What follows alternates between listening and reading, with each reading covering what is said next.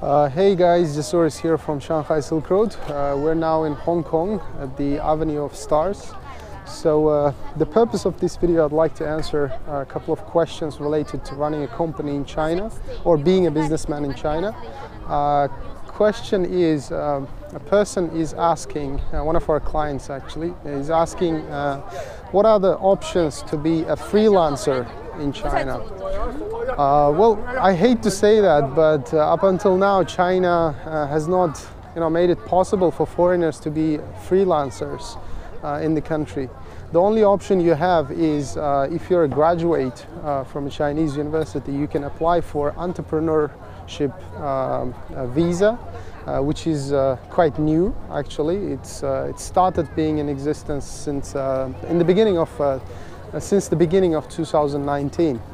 So this is option one, but for that you have to be, you have to hold a degree from a Chinese university.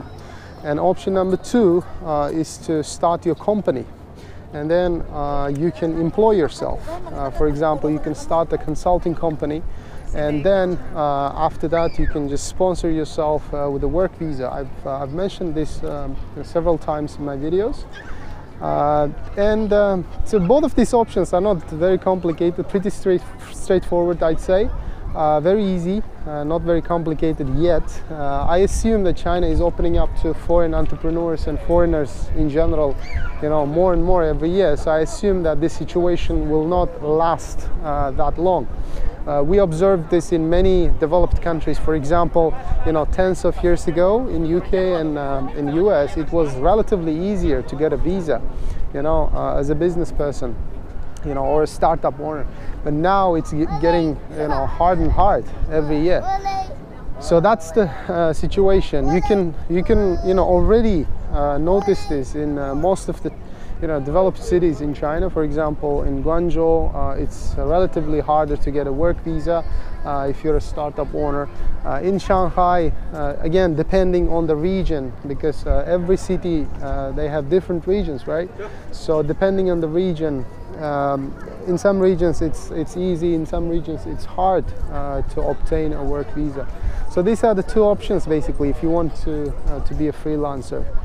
You can, either, in a word, apply for entrepreneurship visa, but for that you will have to have a degree from a Chinese university. Another option is to start a Chinese company, which is a WFOE company. So that's it. I mean, there's no requirement that you have to employ anybody.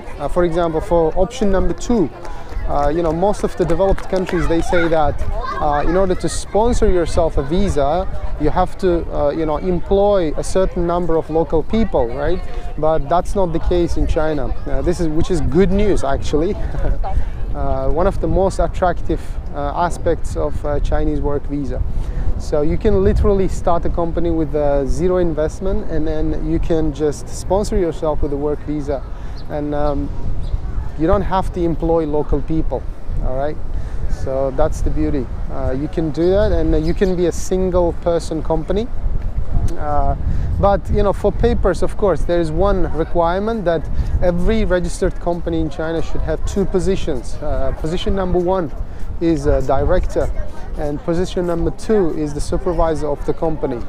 So, for example, if you're married, you can, you can be the director of the company, and your wife or your spouse can be the manager, or the, literally, if we literally translate it, it would be the supervisor of the company.